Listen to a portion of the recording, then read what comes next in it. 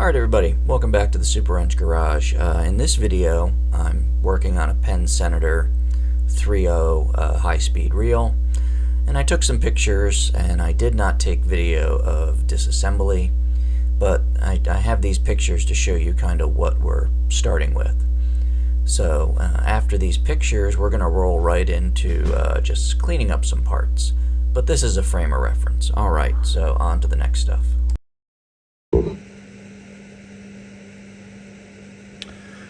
Ladies and gentlemen, welcome back to the garage, the Super Wrench Bench. Tonight, I have for you a new project.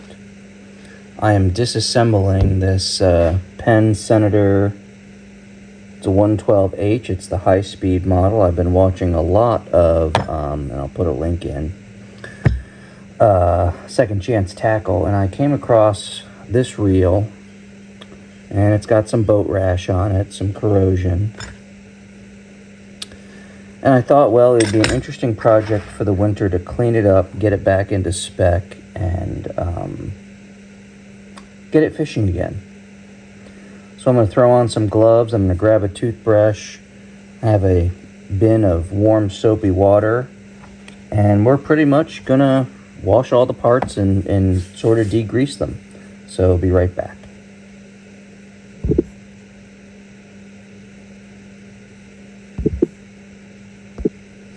Alright, so I have an assortment of 3 toothbrushes that my kids stopped using, so we're going to use these to clean up the parts. And then if there's something really bad, I've got some, well, ready Scotch-Brite. So let me pull up to the bench here, and we'll get started.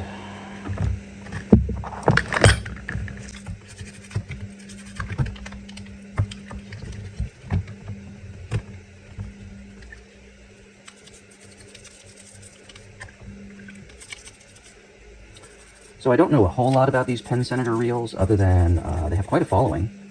A lot of guys still use them. You know, you can mag them to improve your distance casting and prevent birds nesting and things like that. I'm getting all this old grease, grime. May have to change this water a couple of times, but yeah, it's okay. I'm also going to lay out a microfiber towel.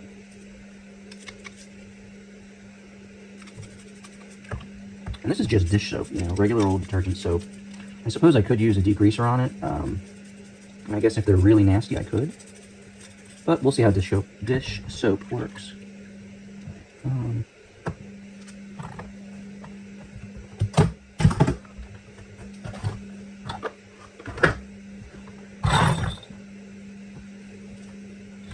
So, well, that's getting a lot of grease and dirt off there. So let's, yeah, maybe I should add some degreaser to this. Maybe it will help. I'd like to know who invented Scotch-Brite. I mean, because this is just brilliant stuff.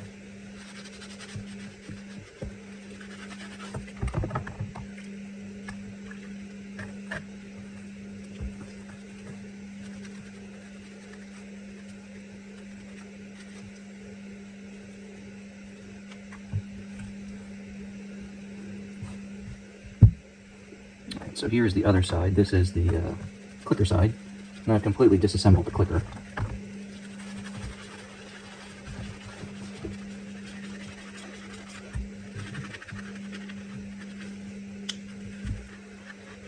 And then I'd like to get these chrome rings off and clean them some more. Sent Dennis a message at Second Chance Tackle. You really gotta go check out his channel. I mean, the guy's got some amazing repair videos.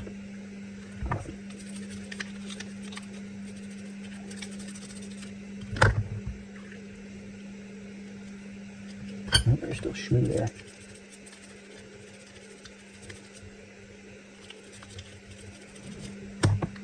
You supposedly can get this out, but I am not going to attempt that. I'm just going to try to clean it up the best I can and get this reel back in service.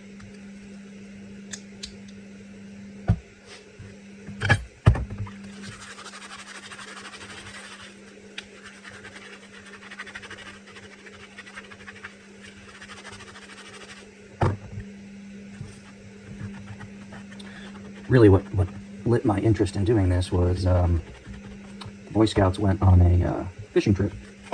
I really enjoyed the fishing. It was a head boat trip, and we were mildly successful. It was the end of the season, so you can't be too overly optimistic, but we had a good time. Scouts had a good time. Parents had a good time. It was a nice day out on the water. We had pizza afterwards at our Court of Honor. It was good stuff.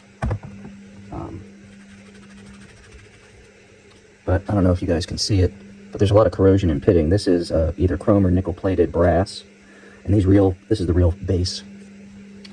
I read something online where if you make up a solution of hot water and baking soda, it will dissolve all of this, but I'm not so sure about that. Star drag wheel.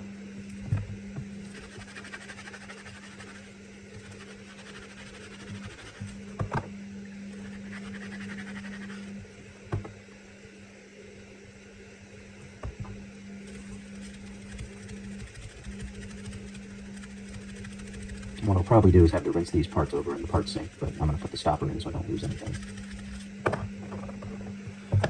Alright, there's still some schmoo there, so let's get the Scotch Brite here and give it a go over. There we go, that looks better. And really, this schmoo is grease. You can go online and buy replacement parts, but I don't know that, unless I'm doing a full restoration on a reel that I have some sentimental value in, I don't think I would do that. I think, you could try, I mean, if this is nickel-plated, you could try to re-nickel plate it, but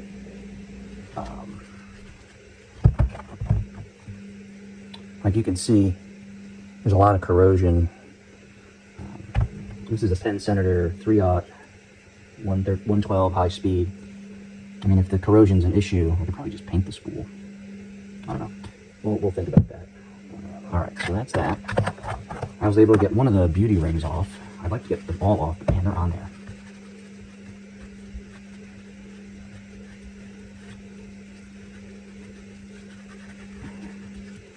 Tell you what though, once I get these rings cleaned, they're definitely going to get polished. Probably with El Flitz. El Senor Flitze.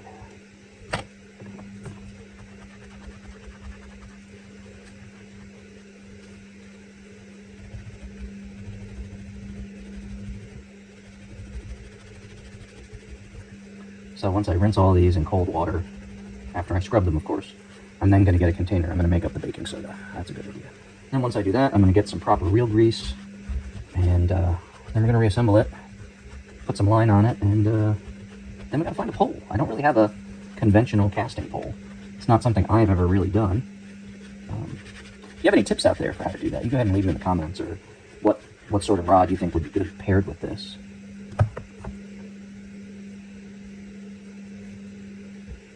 Well, one thing I can tell you is I could not find an origin or a date code on this thing. There's nothing that says, this was made in 1980 and blah, blah, blah, blah, blah. There's no serial number. There's no stamping of the parts. There's no, can't find anything. All right, so now we're going to get into, I took this thing all the way down. I even disassembled the running gears in it. I went all the way. From what little I can gather from Internet, Penn has been making this reel probably since the 1940s with various modifications and upgrades. And, for boat fishing and other things, apparently they fish well. I mean, can't go wrong.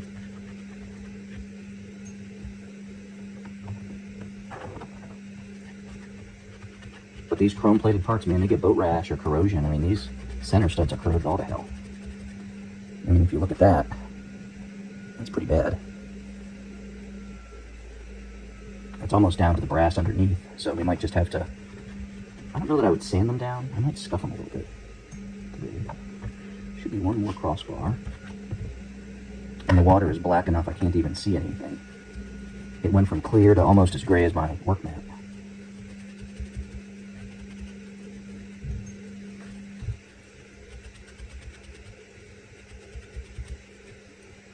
Alright, so we got that. There's my special wrench. So now come the important bits. So the anti-reverse clacker drag knob. This isn't a drag knob, it's more of a anti-reverse maybe? it switches the anti-reverse dog into position. It has a part number on it, 2149, but again, there's no definitive one-off serial number on this rod, or reel, excuse me, on the reel. Alright, let's see, next, the bridge. So the bridge is what holds all your gearing and your main shaft. It holds the holds everything really. I mean, this thing holds the cross bridge in, it holds the gearing holds the drag, all that good stuff. So here's the cross main bearing, maybe? No, not main bearing, that doesn't sound right. Main shaft? Could be. I have to get a parts diagram online to get all the proper names. But I want to get any old grease or grime off the parts so that when I go to reassemble and relubricate, there are no issues. Alright, so... And these reels are meant to be maintained because they all have oil holes. You know, ball detents where you're supposed to be able to oil them, but I don't know that the owner of this one did.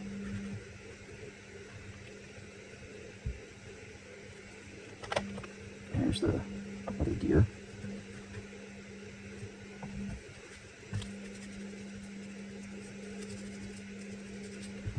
And what I'll do is when I reassemble this, I will get an appropriate reel grease to make everybody happy. Alright, so those are drag components. Here's the main gear. And this is a high speed, so it's probably a 4-to-1 return. Some of the newer rods none of the newer reels are like 6-to-1 or something like that, but these older ones, the return ratio, and the return ratio or gear ratio is, for one crank of the handle, your spool turns X number of times. So 4-to-1, for every one crank of your handle, your spool turns 4 times.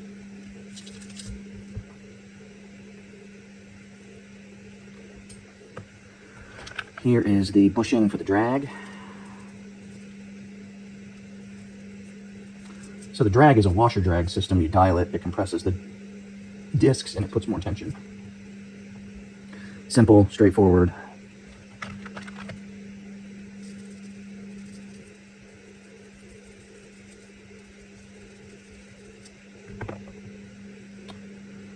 That is the handle nut. I think this is the anti-reverse dog spring. It's definitely greasy.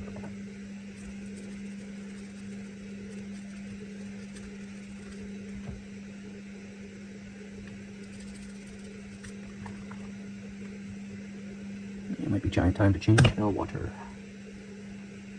Alright, let's do that. Let's stop. Alright, back at it.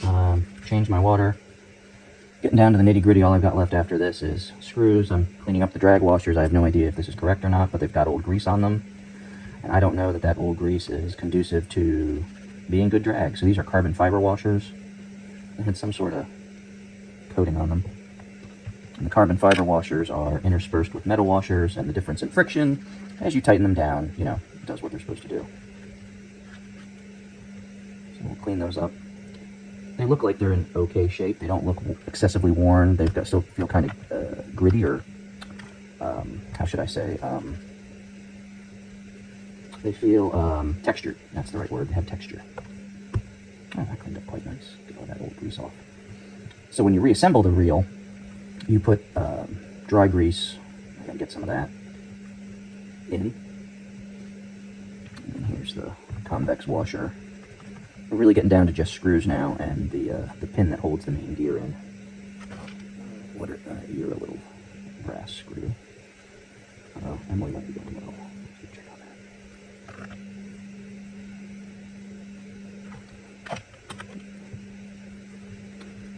Surprisingly, there are 4 springs in this reel that help keep tension on things.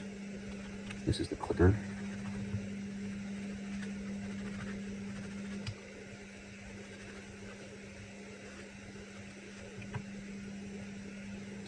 And the anti-reverse dog. And then we're down to screws. And you gotta be careful with the screws because some of them are shorter than others or longer. And if you use the wrong screws, you're gonna find that you put the reel back together incorrectly. Oh, there's another little oiling nub.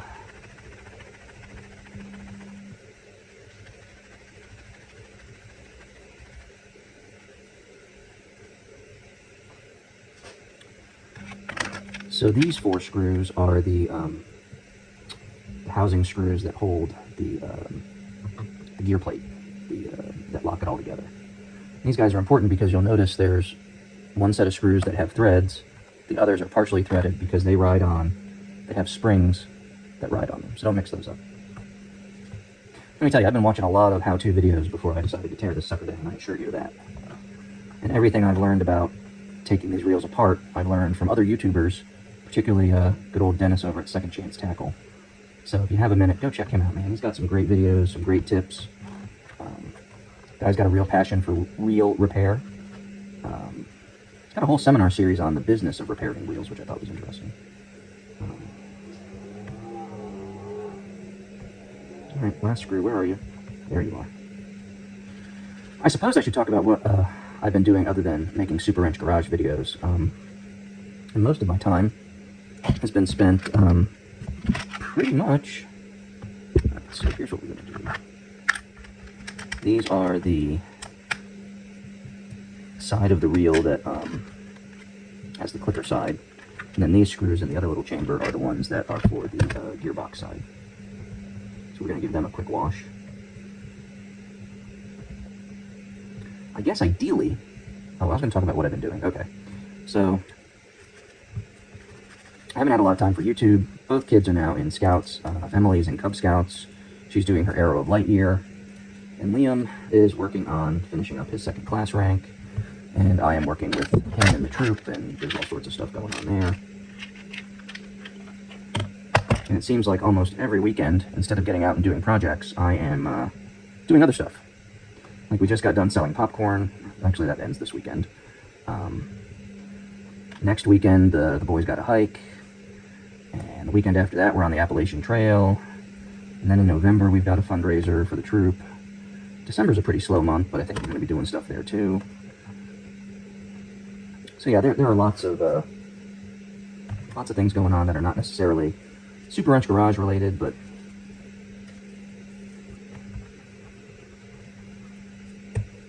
alright, so now I'm going to get a bin of clean water, and I'm going to rinse these parts, and then I'm going to soak them in baking soda overnight and see what that does for the reel rash, the corrosion. I'll put some of the extra water. Okay, I'll be back with the rinse. All right, time to rinse.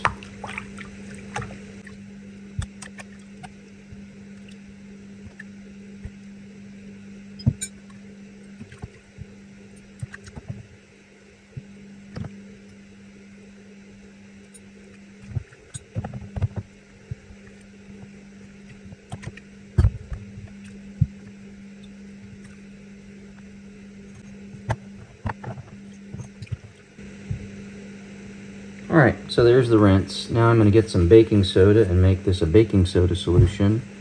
And we're going to soak the chrome parts overnight. Alright everybody, so we've got our parts soaking in baking soda. We'll see what happens. Worst case, they soak overnight in a slightly acidic... Well, baking soda, I'd have to go look up the chemistry. Anyway, we're going to let this soak overnight. We'll come back. We'll see how it looks. Alright, here we are. Back again. The parts have soaked overnight. Let's see if the boat rash has magically vanished. I'm not terribly optimistic, but we'll see what happens. Let's use that other microfibers.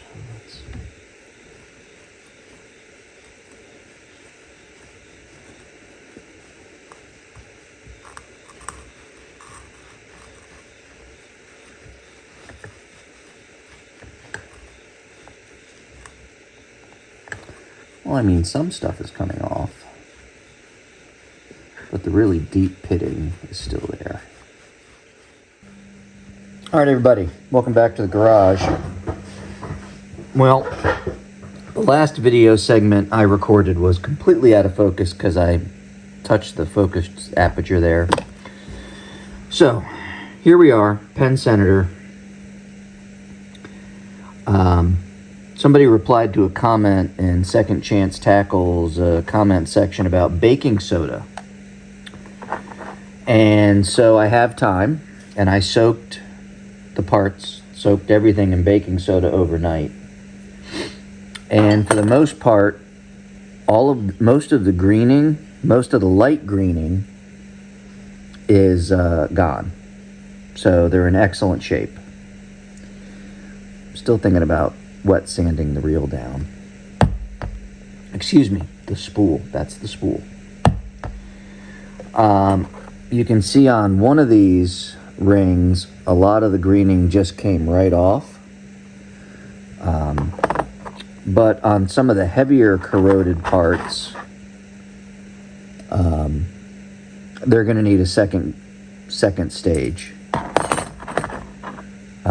So 3 out of, I mean, that guy's kind of in between the two. So they're going to need to be treated again. You know, this has got to be some sort of phenolic resin, or I don't know that it's Bakelite per se. I mean, it might be. I mean, if it is Bakelite, it's the original. Bakelite was the original plastic developed in the 30s. And that would fit with, you know, Penn reels adopting Bakelite in the 30s. And the immortal words AVE, I don't think it's glass nylon reinforced poly nylon. Definitely think this is probably Bakelite. Which is interesting, because I always thought Bakelite as a plastic was very brittle and not terribly useful. But in this application, if that's the case, as a structural piece, I think it's reasonable. Because clearly it works. You can see there's a lot of greening that got on the grooves here, so we're going to have to scrub this guy down again. You can also see the difference. There was the original color, and there's the other. Now, if you look very close, there is some grain structure. Or maybe that could be machining marks. I don't know. Anyway, I'm getting a little overly analytical here. It's a damn fishing reel. Most of the major boat rash or reel has come off. But again, they're going to need a second going over. The real pieces of concern are these cross posts that are just absolutely destroyed with corrosion. I was thinking, you know, find the least corroded one, wet sand it down, and make that, you know, if line touches it, it'll be okay. But man, these things are toast. 2, 4, I need 5 of them.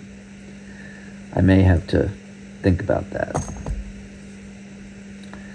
The other thing I'd like to think about is I'm not sure if that's an oil hole. I'm gonna have to get some of that. I mean, I like the handle, but I might try to sports mod it up, maybe put a new handle on it, I don't know. Drag washers, from what I can tell, are in good shape. Carbon fiber. When I mean carbon fiber, it's probably some sort of carbon disc with some fiber in it, not carbon fiber. Anyway, so overall, degreased and inspected, I as I said in my out of focus video, I don't see anything mechanically. No broken gears, no, hey honey, I'm filming a video. Yeah, no, you're still in PJs.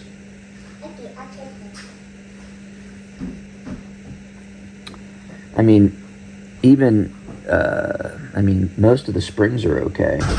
I am concerned, I mean, that guy's just hosed, but we'll sand that up.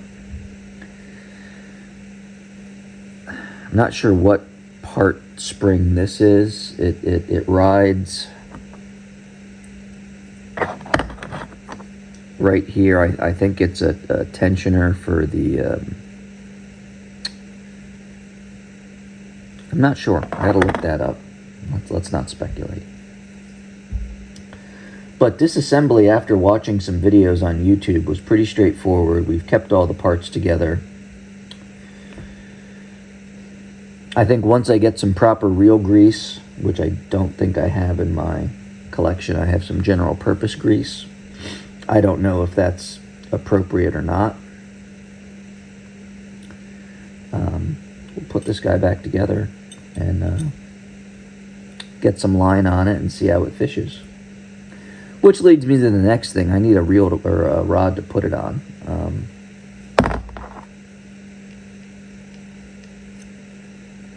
Even the main shaft here is in good shape. I mean, it's all relatively good shape. I don't think, from what I can tell, I don't think this reel had a lot of hours on it. I think it just sat around and corroded after a fishing trip.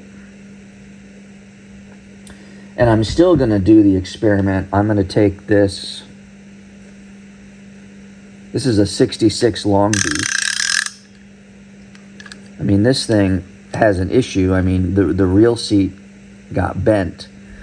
So either they hooked into something really big or it got dropped or damaged. So when I take this Long Beach 66 apart next, we'll see what's going on there. I don't think it should be doing that. That worries me.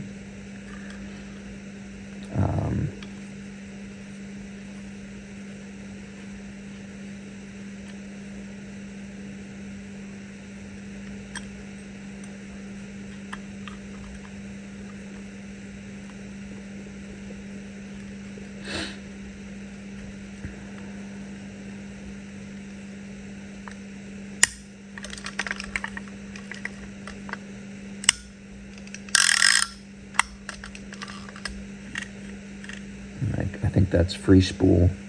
That's clicker and drag engaged.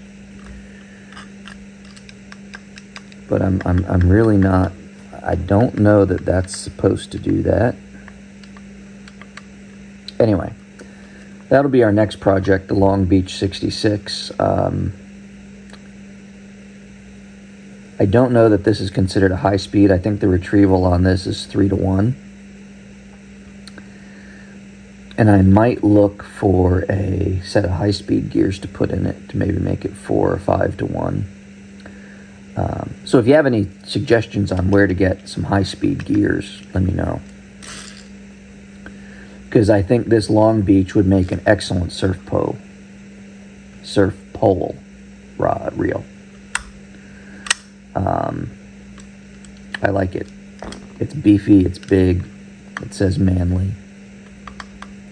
All right, so that's the Long Beach 66. That'll be the next one up. And then after that,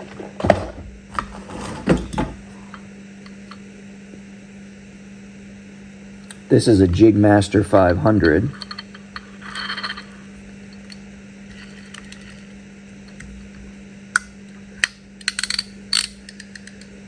And there's something definitely, we've got an issue there.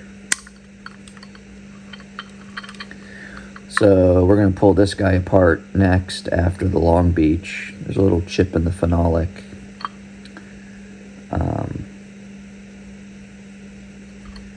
From what I've read, the Jigmasters are great little reels. They work well for, obviously, jigging. Given the color of the side plate, well, it may or may not be I don't know that it's a high speed or not. Can't tell. High speed is all relative. Penn Jigmaster 500. It's not a 500L. It's not a 500S. It's just a 500. So we'll get into that at some point. Then the last one, well, it's not the last one, second to last one, is this lovely Penn 209 level wind. It's a I think this one also is just going to need clean up, re-grease, and get back to work. So we'll look forward to that as well. And then lastly, the last thing I'm going to do, which got this whole thing started. When I was younger, and I thought I was brilliant, I've always, I guess, been a tinkerer. I wanted to clean up my dad's Penn Senator. And I'm sure he's thinking it got sold at a yard sale or it disappeared or what have you. But I have it here in a bin. It's a 3.0.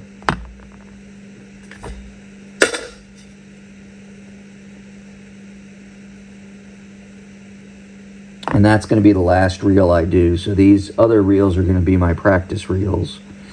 And then we're going to get Dad's reel all. We're going to do the full Monty on it. We're going to probably bling it out with some new parts and make it look good as new. It's a Penn Senator 3.0. I may see if I can stick some high-speed gears in it to make it legit. Because I have a feeling that I could probably find some high-speed 3.0 gears. But yeah, that's going to be the culmination project. And that's going to go on a nice new rod for my dad. And knowing my dad, God love him, when I do that, he'll probably say, well, you hang on to it, son. But I'm going to make him take it fishing with me at least once. We'll go down to the pier in Ocean City. We'll drop some lines, take Liam, have a good time. But that's a ways down the road. We've got 1, 2, 3, 4 reels to go through and develop our skills before we get to that point. Anyway, so that's it for this segment. I will, as I get to it and film it, I will stitch in the next segment. Anyway, got to say a big thank you to Dennis at Second Chance Tackle for his amazing reel repair videos. I would have not been confident to attempt this without watching his content. It's long form, and it's step by step, and it's troubleshooting and maintenance, and I think it's excellent content, and it's helped me do this. So big thanks, Dennis. So as each of these videos go up, I'll put a link to his channel. He has which he probably doesn't need it, but he has 20,000 subscribers. So a link from my channel, it's for your own edification. I don't know that it will help his subscriber base. Anyway, that being said, we'll catch you in the next segment, and thanks for watching. I'll roll in the next segment.